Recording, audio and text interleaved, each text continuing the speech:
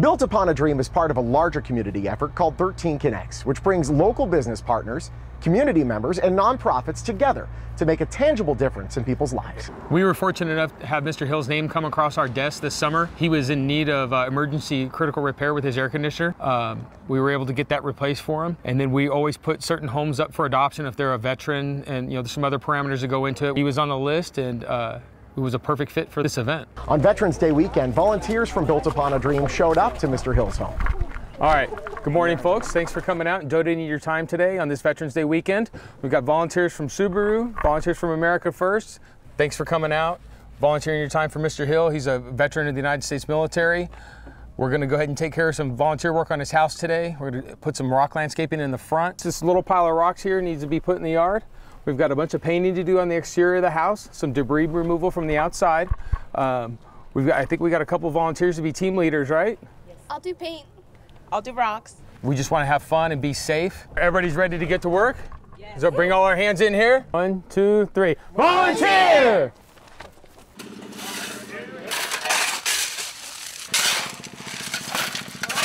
Are we going to the dumpster with it? I'm guessing. All right. I've got all these angels come out to help me fix up my house here. Do some painting, do some yard work, and do some fencing. But I'm just very grateful for all these angels that the Lord have sent me to help me out in my house. I have a soft spot in my heart for veterans. We do a lot of work for the vets. I think what they do is a courageous thing for our community. What they do for me is they give me the freedom to do my job and live my American dream. Mr. Hill being part of the Air Force and a retiree, to survive within your community, you have to help your community. And Mr. Hill has helped our country, so I think it's about time that we gave back and helped him as well. Military veterans deserve to be acknowledged and appreciated. They are a part of our community. So they're our neighbors, they're our friends and our family. Being able to recognize the sacrifices that they've made, the service that they've provided for people to enjoy their communities. It's great just to be a part of kind of giving back to acknowledge what they've done for us. I think that there's just something about serving others, serving your country, serving a cause, serving others that deserves not just recognition, and I know that they're not doing it for the recognition, but it shows the heart. They want to choose a course that's going to help other people. And that's something we need to nurture here, especially now in America. I think we need to appreciate that, applaud it when it's right.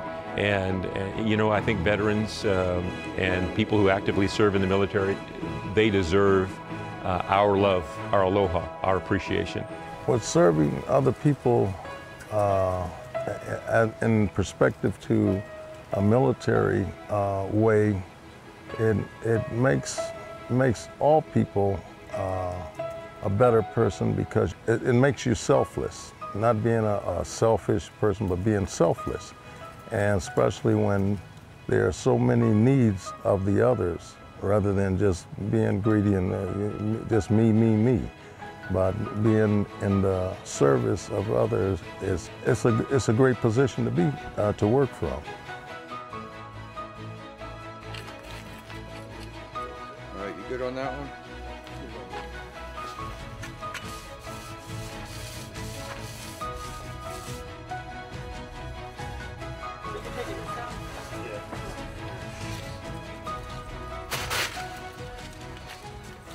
Palm trees are very notorious in Vegas, especially the big Washingtonia robusta palm trees, that as they grow, they can uproot sidewalks. I see it all the time, a lot of pool decks. They uproot, a lot of times with these builders, they'll put the palm tree in the middle of the yard. Well, what runs through the middle of the yard is the main line for the house, and that's what we ran into here. Actually, it's on the side of the house. Shut off! Get a break, get a water main break, shut it off. Shut up. So the palm tree that we were going to remove, eventually, within a few years, would have broken the line that got broken with digging the hole. Shut off! Shut off! It's the main. It's coming from the street side. That's the main. just where that palm tree was at, it was growing on top of the sewage line and on top of the main water line.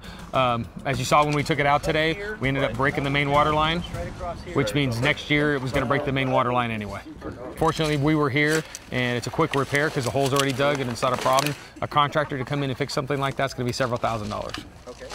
This piece here is broken. It shouldn't have been routed this way anyway. It should have been a different way. The pipe should have went to the house first, then came back to the irrigation system. That's why they have shut-off valves for these things, so you can shut off the irrigation system without having to shut it off at the street.